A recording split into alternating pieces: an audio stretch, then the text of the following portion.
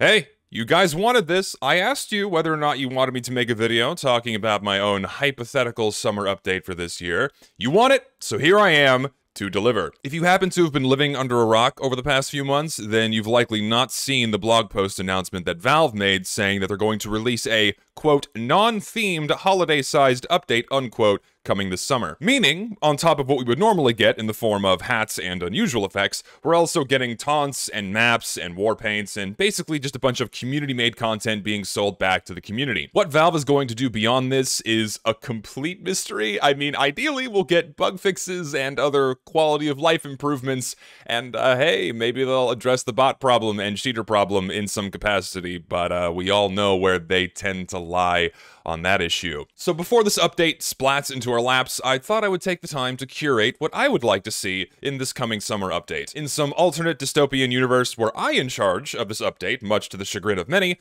this is what I would choose. If you happen to like anything you see in this video, please go give it a like or a nice comment on the workshop, go show it some love. The links for everything in this video will be in the description below. Let's begin. You know what? Screw it, I'm feeling saucy today. We're doing everything with the webcam. First up, we have the cosmetics. You see, to me, a good cosmetic is one that is stylistically and tonally appropriate for the game, and the class it's specifically for, if that's applicable. The overall quality of the work is a no-brainer. I mean, it needs to be good, you know, it needs to be well-modeled, it needs to be well-textured, it needs to not look like someone's first ever Blender project. You get the idea. Plus, I think a good cosmetic is one that meshes well with other existing cosmetics for a lot of loadout potential, and, most importantly, doesn't detract from the key artistic elements that define the gameplay, like class silhouettes or team colorization.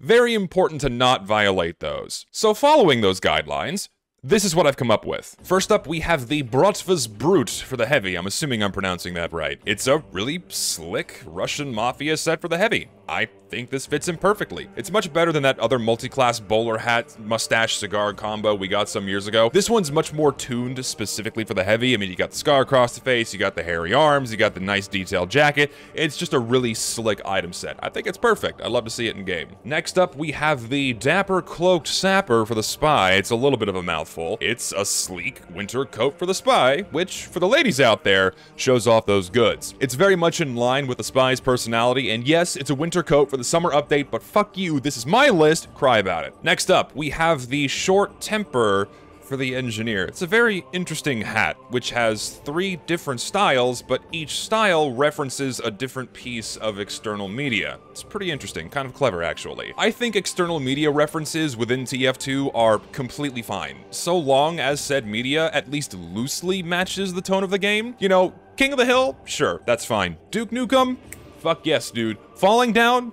Yeah, pretty gritty, and also a very good movie if you haven't seen it. You know, things like Darth Vader Pyro, or a Snowtrooper Medic, or, you know, Batman, not really. This hat, however, I think is great. I'd love to see it in game. I'd actually probably use it because Falling Down is just one of my favorite movies. Very good. Alright, in the same vein of external media references, we have the Hired Gun. It's a heavy set that's referencing Madness Combat. More specifically, Sanford, for those of you who actually watch the series. What more appropriate of a set to make than to dress up a mercenary who brutalizes clones as another mercenary who brutalizes clones? What's also really cool about this item set is that the creators got in touch with Crinkles, the man who, you know, made Madness Combat, and he said that, yeah, he was on board with this, which is pretty sweet. I think it's a really cool item set. You know, it's 2 individual pieces that you can mix and match with a bunch of other stuff, and I'd love to see it in game. Next up, we have the Frontline Healer for the Medic. I'm not sure if this is also meant to be a Madness Combat reference, because it also kind of looks like Hank. But anyways, you know, the medic doesn't get enough love for who he really is. You know, he's this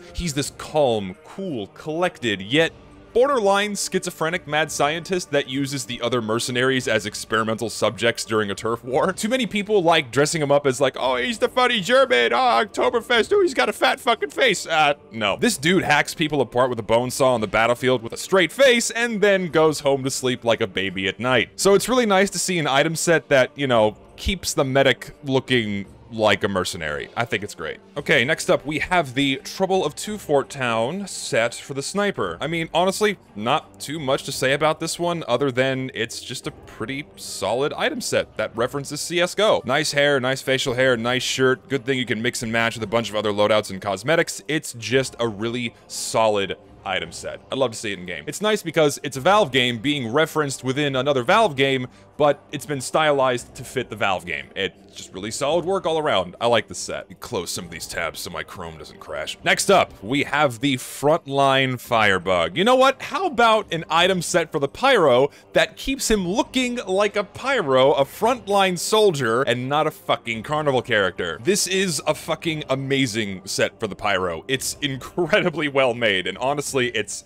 just a no-brainer. I mean, and I think this is referencing, I'm pretty sure this is referencing Warhammer. I'm not really into it. I know very little about it, but I'm like 99% sure this is a Warhammer reference. I mean, also, hey, pretty tonally appropriate for the game, and this just looks really good. Please, I'll take this instead of like a fisherman set for the Pyro. Like, we really, like, come on.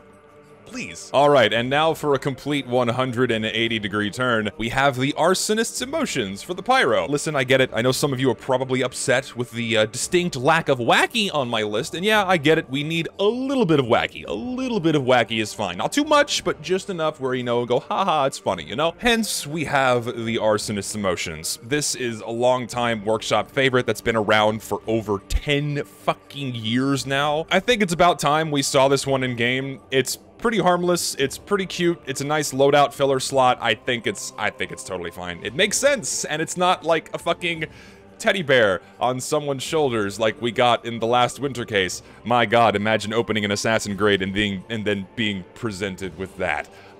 Includes 5 styles. He can be happy, he can be sad, he can be annoyed, he can be shocked, and he can be flirty. I mean, does this face convey arousal?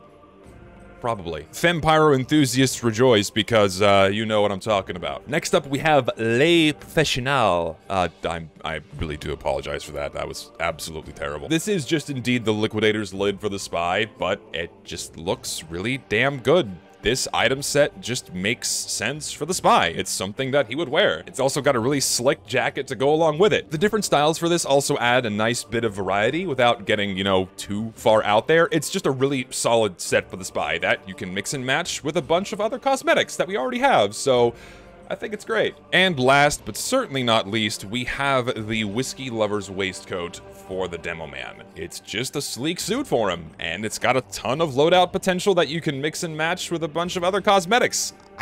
I really like this one. It's just a simple breath of fresh air compared to, say, I don't know, just another fucking bomb hat. Yeah, I'm so tired of like the overly sized goofy crap being slapped on mercenaries' heads. Like, oh, well, the demo man uses bombs. Oh, put a bomb on his head. Or the engineer uses teleporters. Put a teleporter on his head. Oh, the spy is French. Haha, put little froggy on his head. Put a fucking bullet in my goddamn brain. Give us more cosmetics like this, please, and not garbage like that. Oh, the heavy uses the KGB. You better put the mittens, the boxing gloves on his head.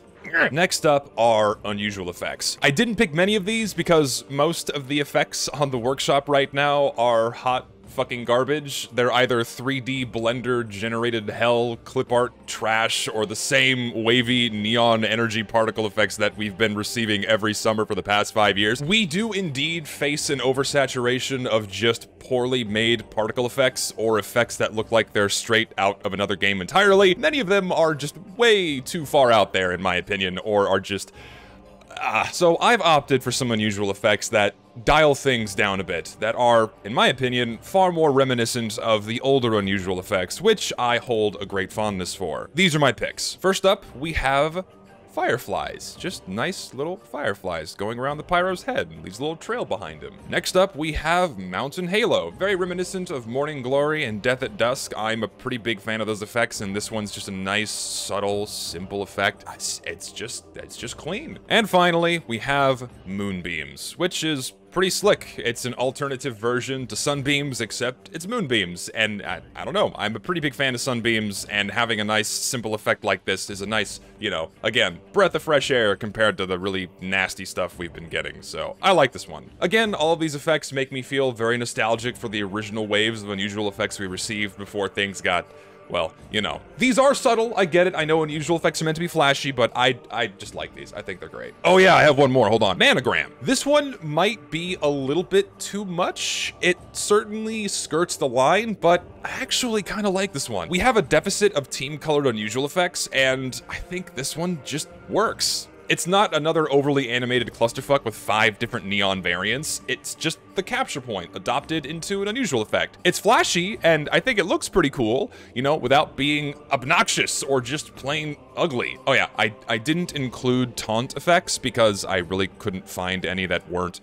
terrible. In my opinion, giving taunts unusual effects was a pretty stupid mistake for the game. For you guys, you know what, feel free to like them. I personally don't like them. I think they're really stupid and gaudy and were completely unnecessary for the game. It's like unusuals were meant to be this small particle effect around the player's head, but now we have them the size of the player model. It's okay, really? So I'm omitting taunt effects entirely. Were this my ideal update, which is the point of this video, I just wouldn't include any. Oh hey, speaking of which, up next we have taunts. I know I've said this before, but I'm really sick of how taunts are being treated. I mentioned in my last video that it seems just like anything goes, so we just keep getting wacky vehicle taunts or other roleplay emotes that are just well, they suck. I'm sorry, but do we really need Demoman riding around on a little cannon? Is that really appropriate for the game? Seriously? Anyways, I want taunts that are actual taunts, that have a fast enough action time so you aren't standing around for 12 seconds waiting to die, and aren't just the same looping emote taunts or wacky vehicle taunts that are made to show off an unusual effect or roleplay inside of a friendly server. So my list is very short. I've found 3 true taunts that I actually enjoy. The killer joke. So close. Perfect. I mean, this one is just a taunt, you know? Someone just died in a miserably silly way, or you killed them in an epic frag. And then you just, you know, so close. So close. Shh. Hey, I just backstabbed you. Better not tell people that I'm around. You know, again, just a nice, actual, true taunts. We need more of these. We need more taunts that are truly taunts that you can actually belt out when you kill somebody. Give us more taunts like these, Valve, please. And not, you know, not like these. My god, I made the mistake of pulling up the Warpaint page. Holy shit, there's so many bad ones. Next up are the Warpaints. I know most players could care less about TF2 skins, but I'm a huge fan of them. I'd love to see Warpaints treated with a little bit more care than what they've been receiving as of late, so I've picked quite a few of them that I think mesh perfectly into the game. These are also of much higher quality than the ones we've received over the last few years, so hey, who knows, maybe if they were treated with more care, more people would take interest in them, and more people would actually, like, use them? I don't know. First up, we have Secret Diary. This one is a workshop favorite. It's been around for a long time now. It's got great color work, it's got great texture work that references the Fireproof Secret Diary. It's very clean, it's very regal, it's just a really solid skin that it just deserves to be in the game at this point. It's just good. Next up is Zippy Plow. I honestly would be remiss if I didn't include this one. This one uses the Dragon Slayer Warpaint as a base, so it just has 9 different skins rather than all 43 that you would normally get with a Warpaint. This one has tons of really cool details because it has a unique texture mapping for each of the 9 weapon models. This one's another workshop mainstay that's been popular for a very long time now, and it's constantly overlooked because Valve's like, haha, no, we're just gonna copy and paste garbage from the same people and not give you cool skins that are just really like look at this, these little details here that you just can't, like, oh my god. It's a shame that Valve ignores skins like these. Like, I mean, I don't even know why I don't have this one liked and favorited. Give us this kind of a skin, Valve, please. All right, next up we have Road Rashed. I've seen a lot of flame-themed Warpaints over the years, and we have a few in-game. Some get the colors right, but not the textures. Some get the textures right, but not the colors. And some just get both miserably wrong. This is one of the few flame-themed Warpaints that I think gets it just right. It has flames that look like they've actually been painted onto the weapon while preserving the nature of the weapon looking like a weapon. And it doesn't use an overly gaudy color palette to like make the flames pop. It's just sharp enough of a contrast between the background color and the flames, it just looks really, really good. The headlight's a bit funky, but honestly, I can overlook that for the just overall quality of this Warpaint. I'd love to see it in game. Okay, next up is Ayanami. Yes, fuck you. I acknowledge my bias. Yes, it is an anime reference. And yes, people are gonna scream, oh, he's being a hypocrite for including this. Oh, but fuck you, it's my list. I like this one. I think this one is just a better Neo Tokyo. It's got a better color palette. It is a clean-ass skin. If you're going to adopt external media, yes, the tone needs to match, but then you have to adopt whatever visual reference you're making into the style of the game. So they took the pretty flashy color palettes of the Ava Units 0 and 2 and adopted them into TF2 style. They made textures that are reminiscent of TF2's textures. They use colors that you would expect to see within the game, and it just looks really good. Again, I acknowledge my bias. I like Ava, but this is a kick-ass skin. I want it. I just watch. Like, keep your eyes peeled on the fucking comment section. Someone's gonna just fucking unload because I put this one on here. Next up, we got Warborn, which is just a really nifty military-themed skin. Very reminiscent of the Warbird collection. It's just solid. It's got good texture work, it's got good colors, it's just a solid skin that nails the tone of the game perfectly. It's got really, really good custom wear. I love this skin. I would love to see it in game. I think it's perfect. I mean, it's a war-themed hat simulator, so why don't we have more war-themed skins? It just makes sense. Next up, we have Achievement Hunter. I've also seen a lot of achievement-themed skins on the workshop over the years, and in my opinion, this one does it the best. This one has the best color palette and texture work that keeps the weapons, you know, looking like weapons and not plastic toys. It's also got a really neat custom wear that adds like these little hackly scratches instead of the usual linear ones. It's a nice bit of detail, and I mean, this is just like a good, simple mercenary grade that I would love to have in the game at this point. It's like, it's also kind of a no-brainer to have a skin like this. It just looks good. I have also seen a bunch of Blueprint-themed skins on the workshop, and Blueprinted here handles it the best. It's just, it's immaculate texture work, honestly. The quality of this skin is ridiculously high. It has amazing texture work, great custom wear, an insane eye to detail. You have little coffee stains and other like nice custom wear to make the wood look like it's worn down. The blueprint gets worn away to reveal like the uninked paper or the table underneath. It's just an amazing skin. And oh yeah, it's team color too. The red, admittedly a little bit funky, but I kind of can overlook that for just the overall quality of this skin. It's just really solid, and I would love to see this one in game. Next up, we got Sky Stallion. It's a pretty cool warplane themed skin. It's a little intense amount of detail. It's got pretty bright fucking colors. This would make for like a solid elite grade. It's pretty badass, but it's a little out there. It's a little out there. I think if we're gonna get a flashy skin, this is the kind of skin that we need to get. I think it's pretty great. And in the same vein of warplane themed skins, we have Thunderbolt, which is just a bit more, you know, it's more toned down, a bit more muted out, but just really good. It's one of these war paints that looks amazing with higher amounts of wear. It looks like a beat-up warplane. It's all battle scarred and shit, to use the namesake of the wear. It's just another really good skin that I would love to see in game. And now for Chrome Team. This one is another workshop mainstay that has been around for a very long time. It's simple, it's sleek, it isn't an assault on the eyes like other clip art crap we've been getting. It offers a nice team-colored alternative to Australiums. You can have a silver weapon instead of a gold one. It is pretty bright, it is pretty shiny. I think this one should be relegated to like an assassin grade or an elite grade, because when you see it in game, it's going to be really, you know, shiny like an Australium. But I think it's fine. I'd love to see this one in game. It's also one of these war paints that looks pretty cool with higher amounts of wear, and it still keeps the weapons looking like weapons and not, you know, overly gaudy garbage. So I think this one's great. It's a nice simple skin. I'd love to see it in game. And now, once again, I must shill one of the greatest workshop creators this game has ever seen. I need to show off this guy's work again, because it is a goddamn shame that Valve does not put what he makes into this game. This final set of war paints all come from the same creator by the name of Pamp, who, hands down, makes the best war paints on the workshop. His work captures the tone of the game perfectly. Valve completely ignores this guy's work in favor of adding absolute garbage, and I will just never understand. His work is perfect for the game. It just screams TF2. Everything he does is immaculate. I don't understand. It's incredibly hard to just pick a handful of favorites from this guy because everything he does is phenomenal. I've managed to narrow it down to a few, so here we go. We have High Tech, which is honestly my favorite Warpaint on the workshop right now. Very reminiscent of the earlier collections that we used to get. It's just insane. Like, he made this whole texture right here for just a tiny amount of detail on all of the weapon models. Like, just the amount of effort he puts into these skins is insane. And then we have Train Robbers. It's just...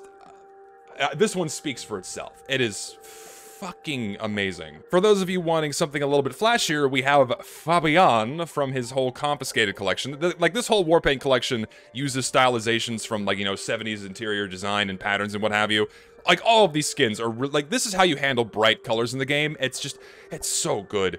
Ugh. Then we have Well Aged. It's, you know, it's just a wine-themed skin. Really good colorization. I love the color palette on this one. The patterns are fucking amazing. It's just another really good Warpaint. Just, like, this one is a no-brainer. It's like, look at that. Look at this. It's so good. It just, but nope, we're gonna get more clip art, guys. All right, next up we have Penalty Loop, which is just a set of skins that are specifically for the sniper. These are also uniquely mapped textures, so Valve is likely going to ignore these anyway, but these are just really sleek skins made specifically for the sniper, and they look so good. And then we also have Avalanche Control, which is a set of skins that is specifically made for the soldier, and it's just, again, you know, the red, white, and blue color palette. It's just, these are just so good. And then we have Haute Couture for the spy, and mind you, all of these do come from the same collection, the Jet Set collection, where he basically makes a set of skins stylized for each mercenary, only using their weapon models. Like, come on, who puts this much eye to detail and effort into their work, at least for skins? It's insane levels of work this guy puts in to make amazing Warpaints. It's wild. And then we have Moonrakers, which is reminiscent of, you know, the rockets you see on Well. Just another really, really solid skin. And last but not least, we have Distilled, which is just, it's a good copper-themed skin. It's like, these are such good Warpaints, and Valve ignores everything this man makes. I don't get it. I don't get it. Instead, we get shit like Skullcracked and whatever the fuck this hot mess is, and all of this is ignored. Please, please, I beg, if anything in this video, including one more thing I'm about to show you, please go show this man some love, because he puts so much effort and so much work into his skins, and they scream TF2. They are literally made for this game, and Valve ignores all of them. It is beyond pathetic that they ignore stuff like this, and instead pick absolute trash. Go vote for all of these skins, please. This is the only thing I will directly ask you to vote for. Go vote for this shit. Seriously. All right, and finally, we've come to the maps. Picking maps is especially difficult. Workshop screenshots give absolutely zero indication about anything other than how the map looks, which for most people is enough to give it a vote, and for Valve is obviously more than enough for them to select it. We know Valve doesn't playtest anything and bases all of their selections off of screenshots, which is a huge problem, because we could get a subjectively cool looking map that plays like absolute dick, or just a map that's objectively bad all around. Bad in terms of how it plays, bad in terms of how it looks, or bad in terms of stability, like having 12 frames per second during a full game. Which kind of scares me, because Valve could just pick it, like they did with Frostwatch, or Breadspace, or Wetville. The list goes on. I'm not saying that this specific map I have on the screen right now is an example of a bad map, but this is obviously an example of a map that's only doing well on the workshop right now because it has pretty screenshots. I highly doubt that all 3,188 people that voted on this map actually played on it. And that's a problem. You cannot assess a map's quality unless you've actually played on it, which I've actually done. Over the past couple of months, I've played on about 20 maps from the workshop that have the summer tag slapped onto them. Most of them are pretty bad, but I have picked a few maps that I've played on inside of a full server with real people multiple times that I can at least tell you are fun, functional, and play reasonably well enough that they are good enough as official additions into Team Fortress 2. I've only got 3 maps, and this is the first one. Yes, I will indeed shill this map again, King of the Hill Shorelight. This map is, for a fact, the best map on the workshop right now. Plain and simple. It is an immaculate map. It covers all of the bases. It looks great. It plays great. It feels like a classic TF2 map with a much more fresher, modern feel. It's buttery smooth, extremely fun, and every class, every little niche gimmick has its place on this map. This map is about as close to perfect as you can get in my eyes. I've played on this map a ton. We've given feedback to get it through its development phases, and right now, it is absolutely perfect. Just like with Pam's work on the Warpaints, this is the only thing that I will explicitly beg for people to go and vote on for the workshop, because this map is absolutely perfect. Please go upvote this, go spread this around. This map deserves to be in the game. It is absolutely perfect. Plain and simple, best map on the workshop right now. I am not blowing smoke up your ass. I'm being serious. And no, I'm not a contributor on this one. If you're curious, I'm not shilling my own work here, because I'm sure people will assume that. Second map, we have King of the Hill Rotunda. It's a pretty slick King of the Hill map that plays decently well. It's very reminiscent of Koth Nucleus. It's very open, but also has a similar structure to that of Lakeside. It has this central walkway that's pretty enclosed in. I don't like that too much, but it has that same circular shape of King of the Hill Nucleus. This does play pretty well. And honestly, I'll take anything that isn't payload at this point. I've played on this map a few times, and you know what? It's just a good map. Far better than most of the crap we've been getting as of late, seriously. And the last map I have is Payload Extinction. It's just a really solid run-of-the-mill bread and butter payload map. It looks good, it plays decently well, and like every other payload map, it has horrific sightline issues and choke issues, but those are small potatoes compared to the rest of the map's positive qualities. It's passable, it's good, I would not mind seeing this one in game. It's just solid. It's just solid. And listen, I know that list was very short, but again, it's incredibly difficult to pick maps without just looking at screenshots, because again, that gives zero indication about how these maps actually play. And hey man, you know what? Beyond adding community-made content, we have no idea what else Valve has in store for this summer update. Chances are, it's gonna be nothing else. I honestly suspect that this update is just gonna be a summertime Scream Fortress cash grab with very few tangible improvements to the game. I really hope I'm wrong about that. I hope Valve does go the extra mile. I am very cautiously optimistic about how they're going to handle this update, but on the off chance that Valve decides to go beyond throwing in more community-made content to sell it back to us, this is just some additional stuff I'd like to see. In general, please, God, you know, Valve, optimize your game, you know, just improve the game's performance. The game is old. For the love of God, we desperately need this. People have put in the work to make these changes available to you. Just plug them in the game. Seriously, you know, and also beyond that, just other bug fixes, fixing visual errors, other small problems with the game, you know, just fix shit, don't add shit. But if you are gonna add shit, then give me a strange Dragon's Fury. Please. Just like, and also just strange versions of weapons that we don't have yet. That'd be wonderful. And give us a stat clock for the Dragon Slayer and the Smith Sweater Warpaint. These are the only skins that we can't have in strange quality, and just make that kind of a stat clock a rare drop, and boom, that's a lot of money for you. And not a lot of extra work, I'd imagine. So that's like a no-brainer, and then people would use these skins more, which would kind of boost that on the market and earn you even more money, along with adding all the stranges we don't have yet. Yeah, just make another case with stranges we don't got, and it will make you a fuckload of money. Yeah, just do it. Seriously. All right, that's all I got. I hope you enjoyed this absolute clusterfuck of a video. I really don't know why I did the entire thing with a webcam, but it was fun. I'm gonna chop this up and throw it up on YouTube. Sorry that I didn't have much time to, you know, do a more heavily edited thing. I'm pretty busy right now. I am indeed working on another big video that is guaranteed coming next. It will likely be a while. I do appreciate your patience, but it is underway, and I really want to thank all my patrons for your continued support. You make videos like that possible, and it is indeed underway, so look forward to that. Thank you for watching, and that's me signing off. I'll see you later.